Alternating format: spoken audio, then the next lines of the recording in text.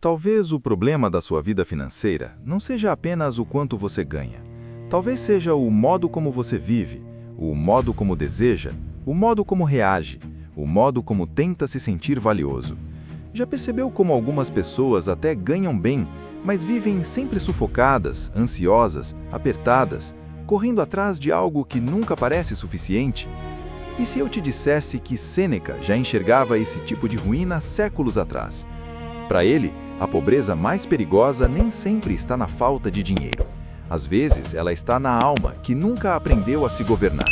E talvez, antes de falar de números, você precise encarar uma pergunta mais desconfortável. Será que o que está destruindo sua vida financeira não é apenas o mundo lá fora, mas algo que você repete dentro de si? Sêneca não falava de riqueza como um moralista simplório, nem como alguém que desprezava os bens materiais. Ele entendia algo mais profundo. O problema não está em ter dinheiro, mas em se tornar escravo daquilo que você acredita precisar. E isso muda tudo, porque talvez a sua dificuldade financeira não esteja apenas na renda, mas na forma como você se relaciona com desejo, aparência, impulso, medo e prazer. Me diga, quantas vezes você já comprou algo não porque precisava, mas porque queria se sentir melhor? Quantas vezes gastou para aliviar a ansiedade, para ser aceito, para parecer mais forte, mais bem-sucedido, mais digno? É aqui que o pensamento de Sêneca começa a tocar fundo, porque ele mostra que a ruína financeira quase sempre começa antes da conta bancária.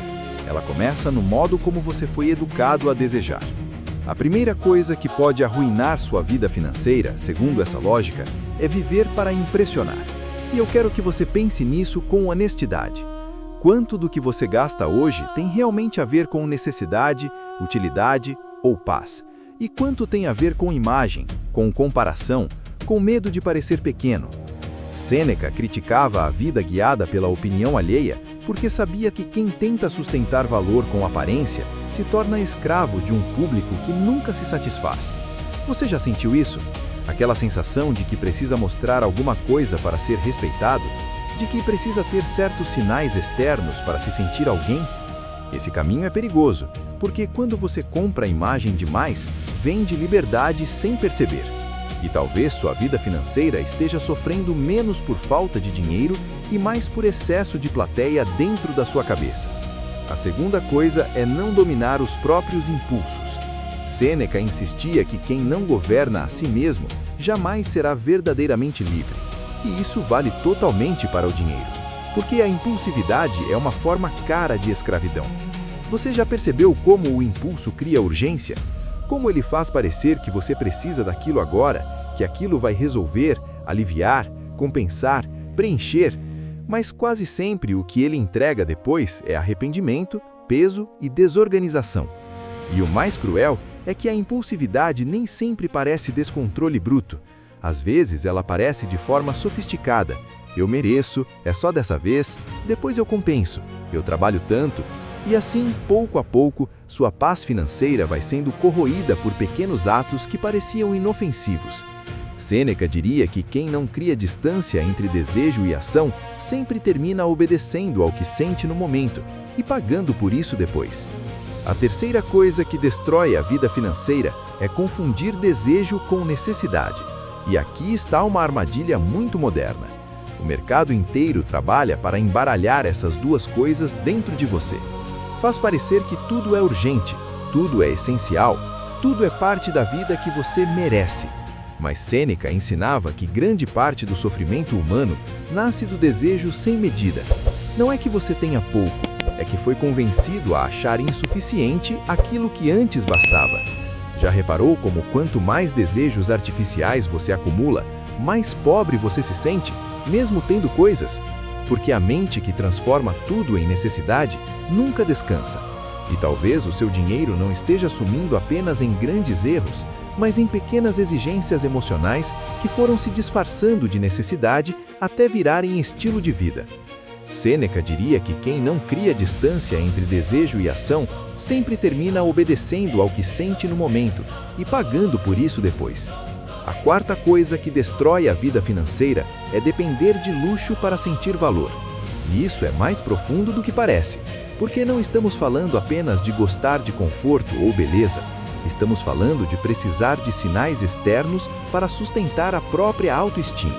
E isso, para Sêneca, é uma forma grave de fraqueza. A pessoa que precisa de muito para se sentir importante vive sempre à beira da ameaça, porque basta perder o cenário, o símbolo, o objeto, a validação, e ela já não sabe mais quem é. Você consegue perceber o perigo disso? Sua vida financeira deixa de servir à sua vida interior e passa a ser usada para alimentar uma identidade frágil. E quanto mais frágil essa identidade, mais cara ela fica, mais ela exige, mais ela consome, mais ela precisa ser confirmada. Sêneca lembraria que a verdadeira força não está em exibir abundância, mas em não depender dela para permanecer inteiro. A quinta coisa é não se preparar para tempos difíceis.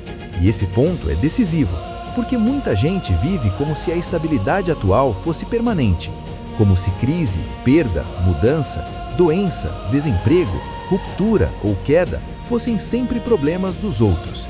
Mas Sêneca era obcecado por preparação interior. Ele sabia que o ser humano sofre menos quando não vive completamente à mercê do inesperado.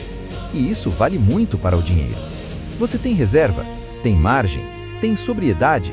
Ou está vivendo no limite, como se a vida lhe devesse continuidade? Essa é uma pergunta dura, eu sei, mas necessária. Porque não se preparar para tempos difíceis é tratar o futuro com ingenuidade. E ingenuidade financeira quase sempre custa caro demais. Às vezes, não é a crise que destrói a pessoa, é o fato de ela já estar fragilizada antes da crise chegar. Agora perceba o que une essas 5 coisas. Todas têm a ver com escravidão interior. Escravidão ao olhar dos outros, escravidão ao impulso, escravidão ao desejo sem medida, escravidão à imagem, escravidão à falta de preparo. E é isso que torna o pensamento de Sêneca tão atual, porque ele não está apenas falando sobre dinheiro, está falando sobre liberdade. Você pode até ganhar mais e continuar preso, pode até consumir mais e continuar inseguro, pode até aparentar abundância e continuar vulnerável. Então, talvez a pergunta central não seja como melhorar minha vida financeira, mas a que tipo de escravidão interior meu dinheiro está servindo hoje? Essa pergunta muda tudo, porque traz o problema para um lugar muito mais verdadeiro. Não apenas o bolso, mas a estrutura emocional que governa o bolso. E aqui vem uma virada importante. Sêneca não propõe miséria voluntária, nem culpa em relação ao dinheiro. Ele propõe soberania. Ele quer que você seja maior do que os seus desejos mais desordenados, maior do que o impulso do momento, maior do que o medo de parecer pouco, maior do que a necessidade de provar valor com sinais externos. Percebe como isso é libertador? Porque quando você começa a se governar melhor, o dinheiro deixa de ser só fonte de ansiedade e passa a virar instrumento de paz, margem, prudência, dignidade e escolha. Ele deixa de ser um teatro e passa a ser proteção, deixa de ser compensação e passa a ser estrutura. E talvez o seu problema não seja apenas ganhar pouco, mas ainda não ter assumido o governo daquilo que sente quando lida com dinheiro. Então, o que fazer para evitar essas 5 armadilhas? Primeiro, parar de usar o consumo como resposta emocional automática. Segundo, aprender a esperar antes de comprar. Terceiro, distinguir claramente o que é necessidade real e o que é carência fantasiada. Quarto, construir autoestima fora do luxo. Quinto, preparar-se antes da crise, não durante ela. Parece simples, e em algum nível é, mas simples não significa fácil, porque mexe com identidade, mexe com vício emocional, mexe com hábitos que talvez você use há anos para anestesiar desconfortos mais profundos. E é por isso que tanta gente entende racionalmente o que deveria fazer, mas não consegue sustentar. O problema não é falta de informação, é falta de domínio de si. Exatamente o ponto onde Sêneca mais insistia. Quero te fazer uma pergunta muito honesta agora.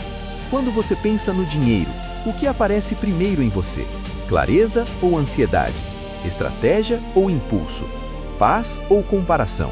Porque a sua resposta diz muito mais sobre sua vida financeira do que talvez você imagina.